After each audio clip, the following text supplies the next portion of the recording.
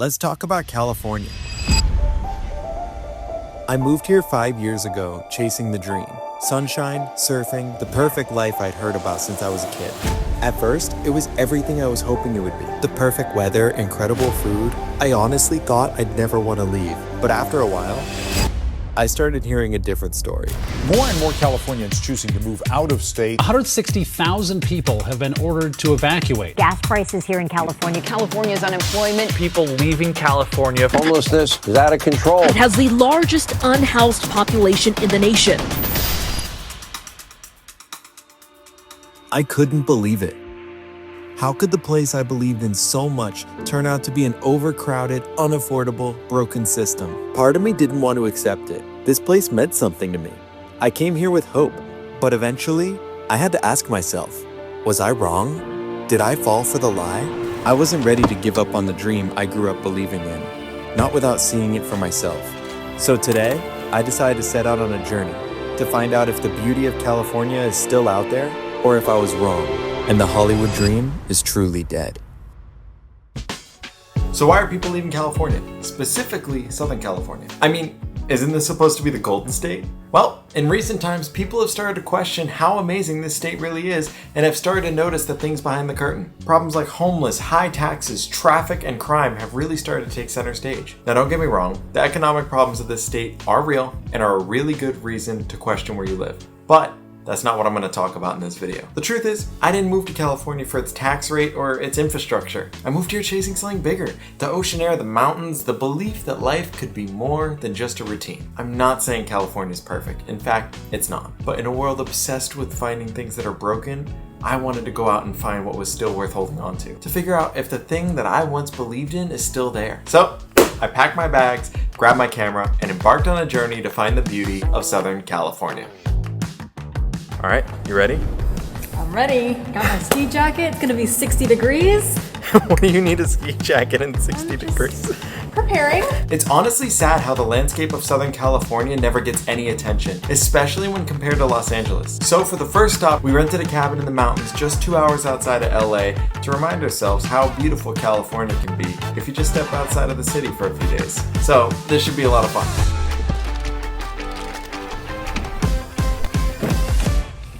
Let's go.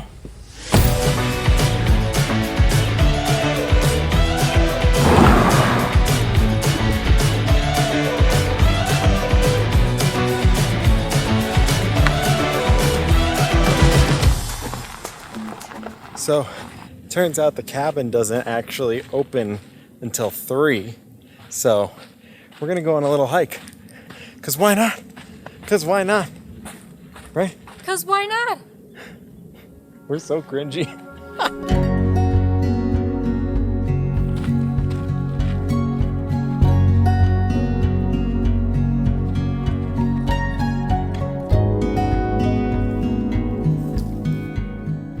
So we are on the hike and Grace is a little scared of the bears.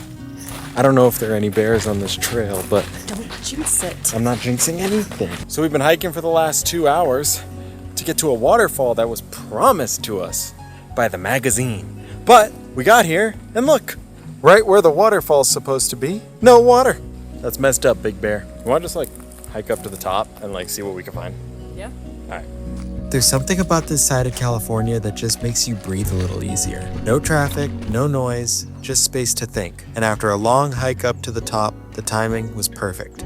Our cabin was finally ready.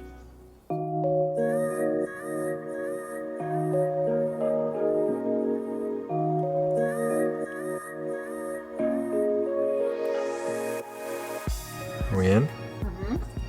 Mm-hmm. Oh, that's cute. Tough to see, but look at that view. What do we think? 10 out of 10. 10 out of 10 already. Already.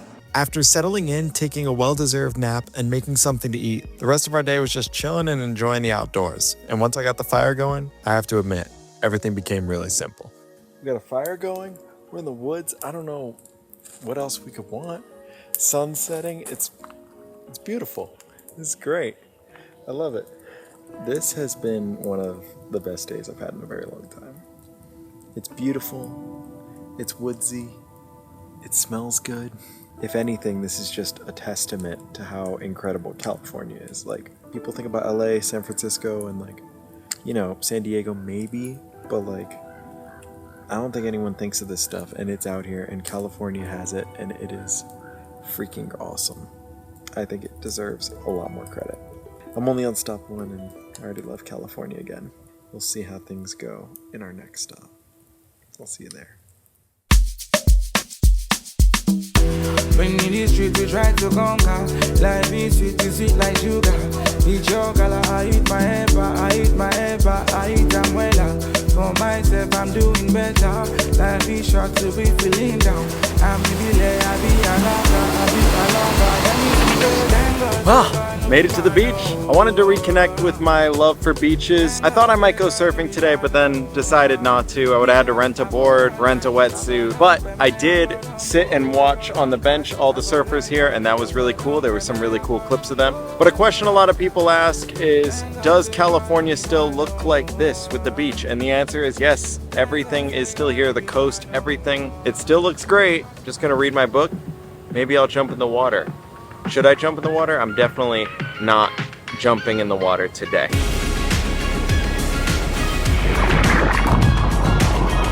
Made it! Oh my god. Let's go! We were in the mountains just a few days ago, and now we're on the beach in the water.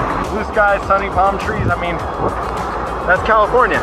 I think when most people think of California, this is what they see. Endless coastlines, surfers everywhere, and golden sunsets just melting into the ocean. It wasn't hard to see that there is beauty to be found in California, but something still didn't sit right. It's easy to fall in love in California when you're out in the middle of nowhere or on a beautiful ocean, but most people don't move here for the mountains. They move here for Hollywood, the city of dreams that's full of opportunity. And I have to be honest with you, that's the part I've been avoiding. If I'm really gonna say I found beauty in California, I have to go back to the place where it all started, Los Angeles.